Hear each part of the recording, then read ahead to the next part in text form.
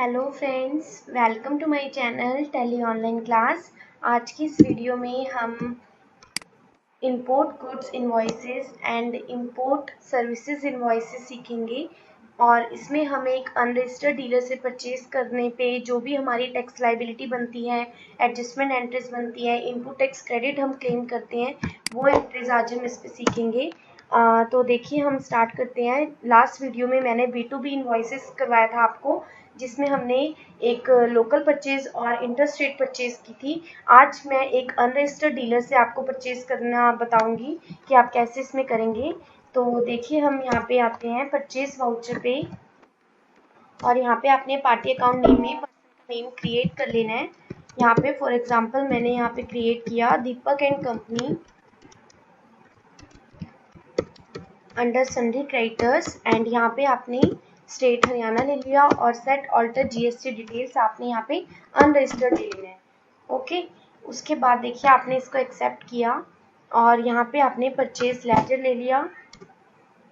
Nature of transaction आप करेगा purchase from unregistered dealer taxable, और नेम ऑफ आइटम में आप यहाँ पे मोबाइल फ़ोन ले लिया, जैसे मैंने आप कुछ भी ले सकते हैं।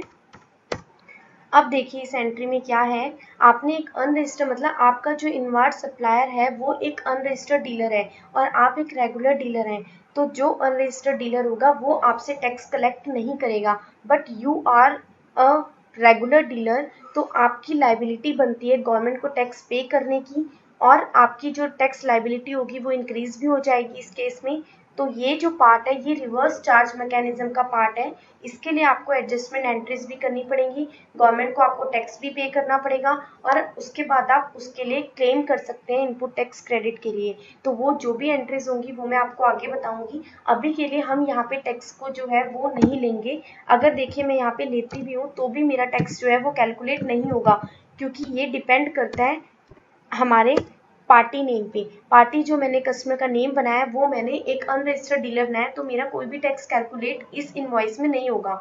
लेकिन अगर मैं यहाँ पे टैक्स एनालिसिस करके देखना चाहती हूँ और यहाँ पे मैं डिटेल के लिए ऑल्ट F1 करती हूँ, तो यहाँ पे देखिए मेरे पास 99% जो है 27,000 amount, total 54,000 amount on 3 lakh पे बन जाएगी। और उसके बाद देखिए यहाँ पे नोट में भी शो हो रहा है amount of tax subject to reverse charge, क्योंकि ये जो पार्ट है हमारा टैक्स लाइबिलिटी एक रेगुलर डीलर की इंक्रीज होगी, तो इस वजह से ये एक रिवर्स चार्ज मैकेनिज्म में आएगा। इसके लिए आपको एडजस्टमेंट एंट्रीज करनी पड़ेंगी जो मैं आपको आगे बताऊंगी। तो आप इसको एक्सेप्ट कर लेंगे। अभी ये मैंने एक अनरजिस्टर्ड डीलर से परचेज कर लिया। अब अगर आप एक एंट्री करते हैं जिसमें हम इंपोर्ट ऑफ गुड्स करते हैं, एक आपका फॉरेन सप्लायर है और आप उससे गुड्स परचेज कर रहे हैं, तो उसके लिए मैं यहाँ पे एंट्री कर रही हूँ पार्टी अकाउंट नेम में। फॉर एग्जांपल मैंने यहाँ पे ले लिया VJ traders under sundry creditors. यहाँ पे मैंने कंट्री ले ली सिंगापुर, तो यहाँ पे आपको GST डिटेल्स देने की ज़रूरत नहीं है। और उसके बाद आप यहाँ पे पार्टी नेम में VJ ट्रेडर्स ले लेंगे।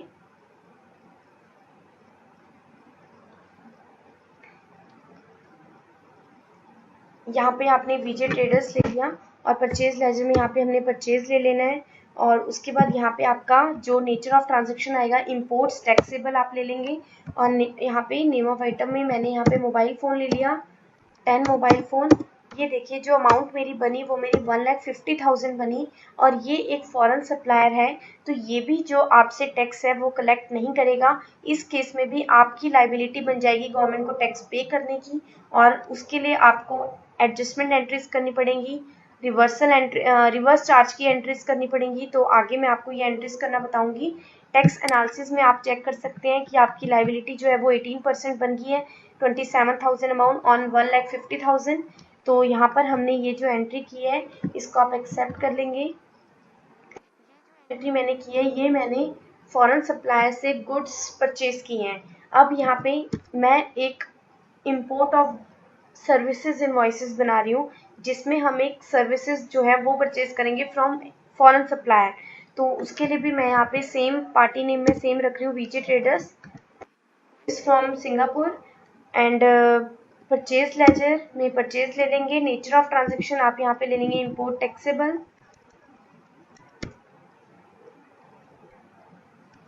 मोबाइल फ़ोन आपने अब देखिए यहाँ पे ध्यान रखना है कि मैं यहाँ पे जो एंट्री कर रही हूँ वो मैं इंपोर्ट ऑफ सर्विसेज की कर रही हूँ।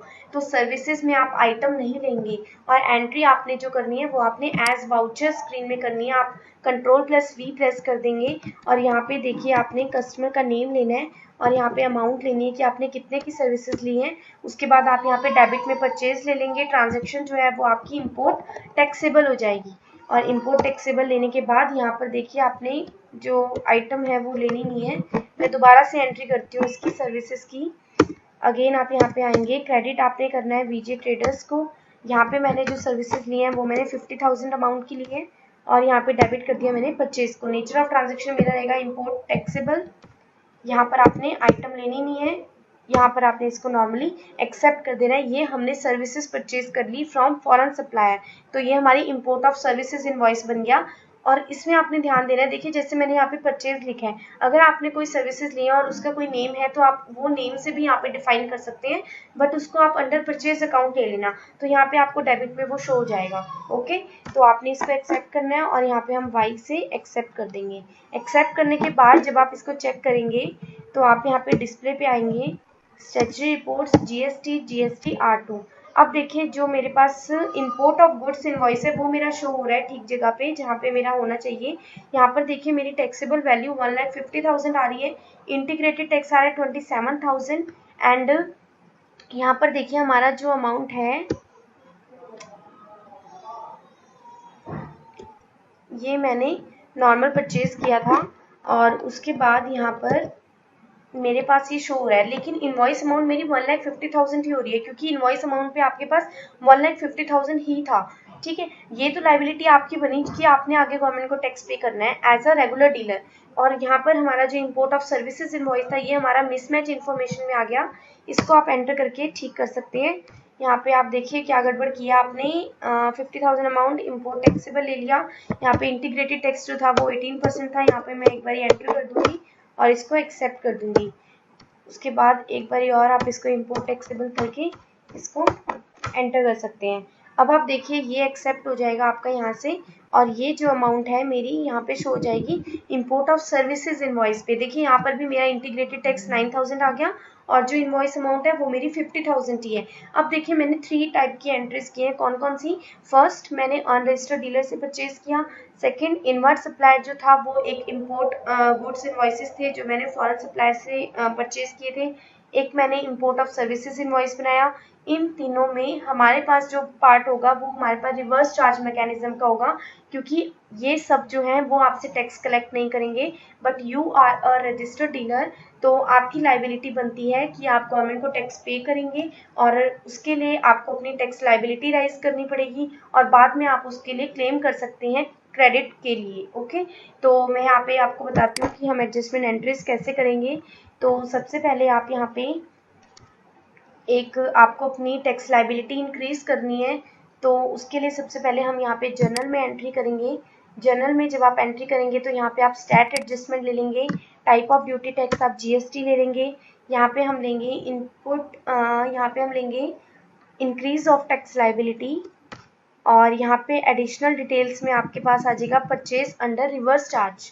ओके, तो हम यहाँ पे परचेज अंडर रिवर्स चार्ज ले लेते हैं और डेबिट में हम यहाँ पे ले लेंगे जो, अब देखो सबसे पहले हमने ये जो एंट्री करनी है वो किसके अगेंस्ट करनी है, तो उसके लिए मैं आपको सबसे पहले बता देती हूँ कि हमने 3 एंट्रीज की हैं, unregistered dealer, import of goods invoices, import of services invoices. तो फर्स्ट जो मैं एडजस्टमेंट डाल रही हूँ वो मैं डाल रही हूँ अनरजिस्टर्ड डीलर जो एक दीपक एंड कंपनी था।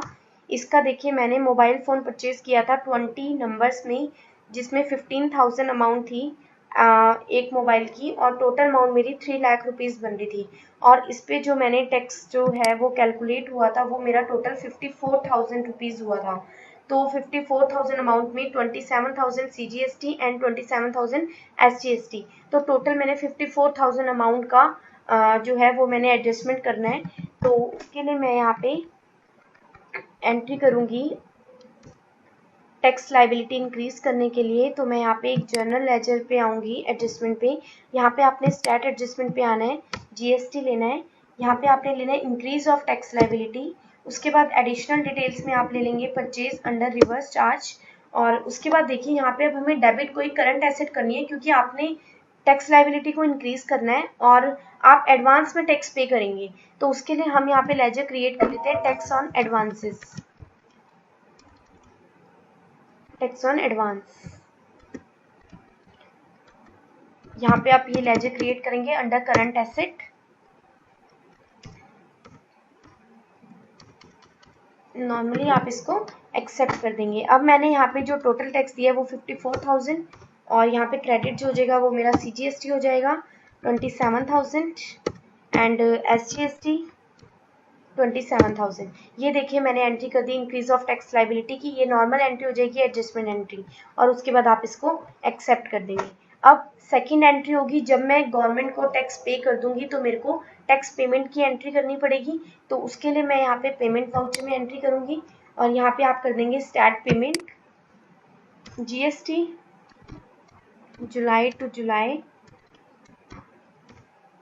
यहाँ पे आपने एक चीज़ का ध्यान रखना है, दोबारा से मैं यहाँ पे पेमेंट वाउचर पे आ रही हूँ। पेमेंट वाउचर पे मैं हूँ, स्टार्ट पेमेंट पे आपने आना है, GST लेना है यहाँ पे from 1 July to 31 July. And यहाँ पे देखिए पेमेंट टाइप में हमारे पास रेगुलर पेमेंट नहीं है, वो हमारी लाइबिलिटी के अगेंस्ट पेमेंट थी, जो हमारी टैक्स लाइबिलिटी बनी थी, हमने एडवांस में पे किया है, तो ये हमारे पास रिसिपिएंट लाइबिलिटी में आएगा।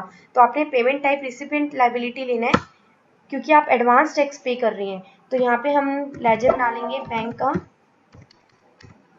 फॉर एग्जांपल यहाँ पे मैंने बना लिया HDFC बैंक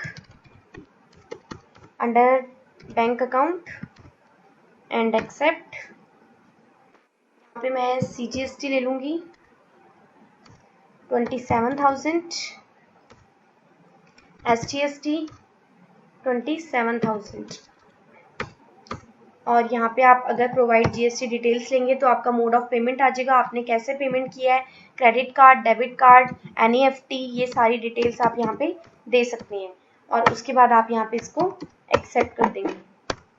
ये देखिए ये जो मैंने एंट्री किया, मैंने नॉर्मल पेमेंट की एंट्री कर दी। अब उसके लिए आपने क्या करना है, इनपुट टैक्स क्रेडिट आप क्लेम करेंगे तो उसके लिए भी आपको एक एडजस्टमेंट एंट्री करनी पड़ेगी। तो उस केस में भी एक एंट्री और हो जाएगी जर्नल वाउचर में ही, और यहाँ पे हम करेंगे स्टार्ट एडजस्टमेंट एंड GST। यहाँ पे अब आप लेंगे increase of tax liability and increase of input tax credit. आप यहाँ पे increase of input tax credit ले लेंगे